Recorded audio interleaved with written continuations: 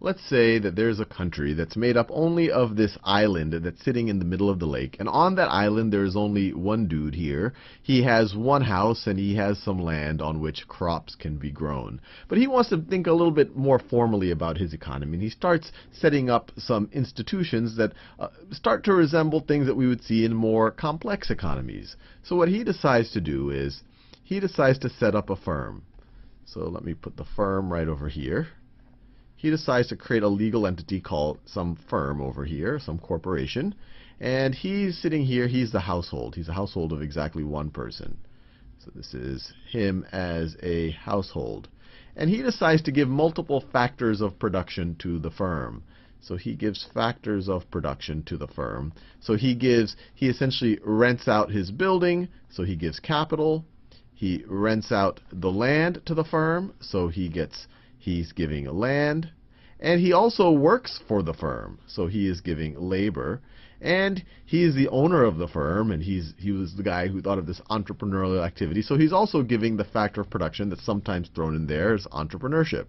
Entrepreneurship. I'll just abbreviate it just like that. And in return, the firm will essentially pay rents for these factors of production. So the firm will pay him money in exchange for being allowed to use all of these things. So for the rent on the capital, on the building itself, so for the building, and we'll talk about, let's say this is all in a given year. For the building, the firm is going to pay him, the firm that he owns, is going to pay him $1,000 per year. $1,000. So this is the building rent. Let me make it clear that this is building rent or building lease. Building rent is going to pay him $1,000 for the land. For the land rent, he's also going to get paid another $1,000. And then for his wages, essentially the rent on his labor, so his wages, you could view that as a rent on labor. They're renting his energy and his time. His wages, he's also going to get $1,000 per year. Did I say $1,000 per month? It should be $1,000 per year. So he's getting $1,000 a month in building rent, $1,000 a month in land, and $1,000 a month in wages. And he gets whatever profit comes from the firm, because he is the owner of the firm. And you could say that that's the compensation in exchange for his entrepreneurship. So looking at only this part, or these two lines, the household, he is providing all of the factors of production for the firm so that the firm can produce useful things, so the firm can produce goods and services. And it's good that the firm will produce goods and services because this household needs to survive. He needs a place to stay, and he needs food to eat. And so let's say, with the labor and this land, and so this guy's working at this farm and it has this land and all of the rest, it's able to produce some food. And so it sells him goods and services. So it sells this household goods and services, and in particular it sells him food, and it also rents out the property. And I think you could see this is already getting kind of circular here. He's essentially renting out his own property. But this is a nice simple example. Obviously, once you expand beyond more than one person or more than one firm, things get complicated fast. So he's getting food and shelter. And in exchange for the food and the shelter, he's going to pay the firm. In exchange for that, he's going to pay the firm. And so he is going to pay the firm. Let's just say that he decides, there isn't much of a market right over here. He is the market. But let's say for the food,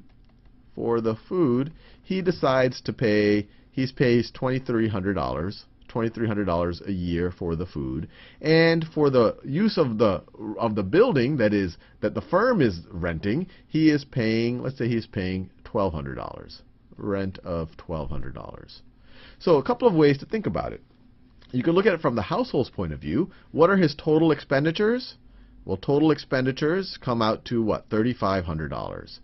So this is total. Let me do this in a different color. This is total expenditures for this household. And what's his total income?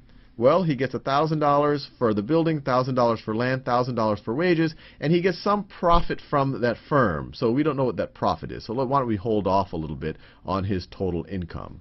So I'll just write it here. Total income We don't quite know what that is yet because we have to figure out how much profit he's getting from the firm.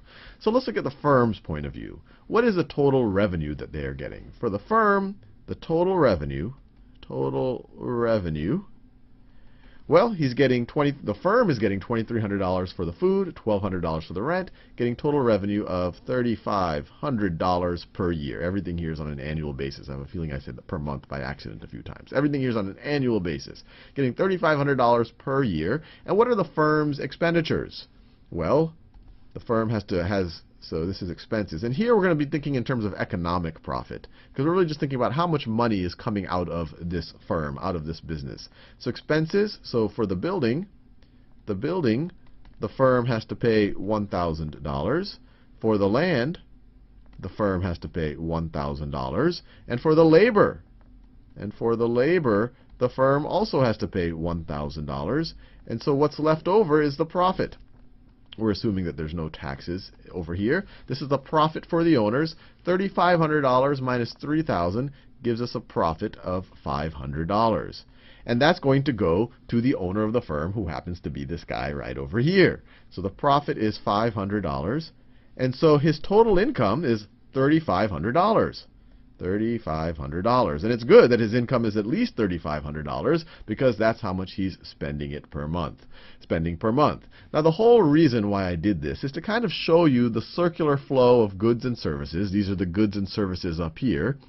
Let me show. These are the goods and services. Goods and services.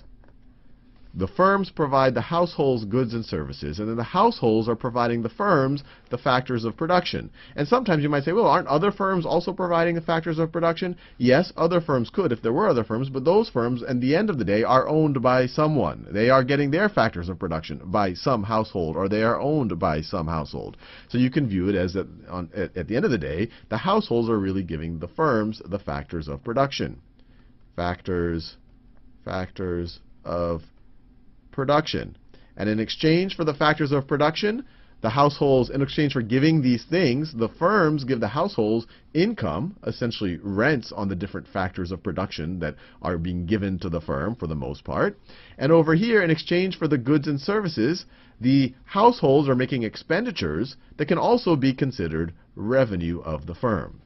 Now, if you were an economist that were to observe this, and I guess if we were focused on this island, maybe he would also have to be the island economist, and you would say, how would you measure the total value of the production of my country here? Maybe we could call it the gross domestic product. How would we measure it? Would you count just the total expenditures, or would you count the total expenditures and the total income? Or would you even count that and the revenue? Well, if you counted all of that, you would be essentially triple counting. If you counted the total revenue, the total expenditures, and the total income, they're all that $3,500, you would be triple counting. So what you could do, you could just measure only one of these things. You could say your GDP, your gross domestic product, is the total expenditures by the households, so it would be the $3,500. You could say it is the total income by the households, so that would also be $3,500, and the total revenue really is the same thing as the total expenditures. So the whole point of this video, and this is obviously a very artificial case where we're dealing with an island with only one person, and he's essentially renting out his own labor by using this firm as some type of a vehicle. He is consuming his own labor. He is renting out a house from a firm that he has rented his house to. So it is very, very, very circular. But hopefully this you kind of appreciate how the resources are going around in this kind of a circular flow.